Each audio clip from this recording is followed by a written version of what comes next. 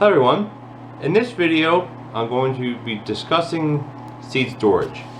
Now I used to save, and this is for smaller quantities of seeds, things like beans, peas, sweet corn, where I have thousands of seeds.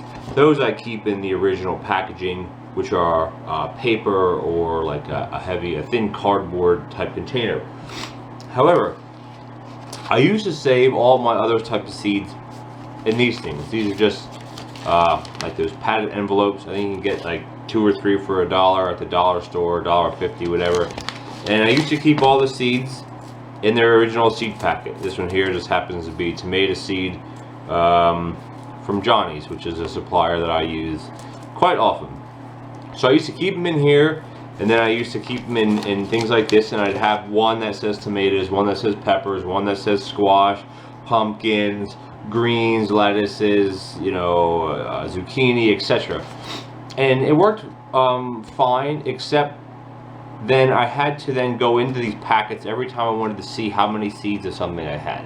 It wasn't the best, and also if I took this envelope down into the greenhouse where in April and in May, when it's very, very humid in there, what was happening is some of the things inside, they were starting to get moisture, and the seeds inside were either starting to rot, they'd start to sprout, or everything here was just saturated with water because of the humidity. Now, another way I used to save seeds, I still somewhat do, is in these things here, little plastic bags. You can get different sizes. Here's one this size, here's one like this, and you have a label. This is from a friend of mine.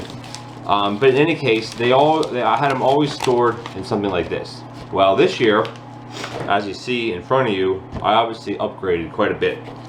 Now, most of the containers are this size. They have a nice tight lid on them, and then your seeds can go in there, and it snaps pretty good. It's not air or water tight, but if you have seeds in this and you have this in your greenhouse, you're not going to have an issue with like the paper part of it, the organic part of the container rotting. The most issue that you might have is this might bleed out the label. You can see the label there, and all these labels there's one here, there's one here on my arugula. Basically, off the seed packet, I cut the seed packet apart. This has just kind of the growing habit, the name, and a lot of them have the maturity date. Now, let me find one that actually has that. Yeah, this is Red Sales leaf lettuce. Has a name, whatever have you, and then it has 27 days. And usually that's 27 days from either transplant or from germination. Now, lettuce, you usually just direct seed, so add maybe 3-4 days on that, and then you're up to 30 days. But still, it's a good indication about a rough idea about when they're going to germinate. But anyway, so this is what I did, and I have, as you see here, I have stacks and stacks of just different things, and even a container of inoculant for my beans and peas fits in one of these quite well. But I got beets, Swiss chard, here's some spinach, and it's just, I find it real easy. And now if you have more seeds, you could have 2 of these for the same thing, or these, I stepped it up to this. Now this is actually a container of 3,000 Black Beauty zucchini, green zucchini. I got a really good deal, that's why I got so many at a time. This is £1 worth. But anyway, these containers here are just like what you get at a Chinese or Japanese takeout restaurant. They're actually good quality for something like this, similar to a Tupperware.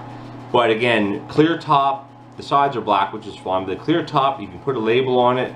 For my Black Beauty zucchini here, it has everything on there as far as 60 days, and then the labels are irrelevant to what the container is. So I found that doing it that way makes it real easy so I can take a look. I can take a look right at it without even looking at the label and knowing what it is. Those are bean seeds. Here are some radish seeds. I have pumpkins. My seed list is just almost never ending because of growing for the market. I just grow a crazy amount of seeds, and instead of just having it in little containers or little bags like this, I started to step up to something like this, or even these type of containers. Now, if you don't have access to these types at your local store, I actually got these from a friend of mine. She bought a box of 500 a few years ago that she used to sell pesto, fresh pesto at the market. And she had a lot, so I got a bunch, I bought a bunch from her. Now, any type of small Ziploc container like this would work. And a lot of people, you know, don't like keeping them in plastic. They'd rather put them in a cardboard or an envelope. I find no problem doing this. I've never had issues with something going bad inside plastic.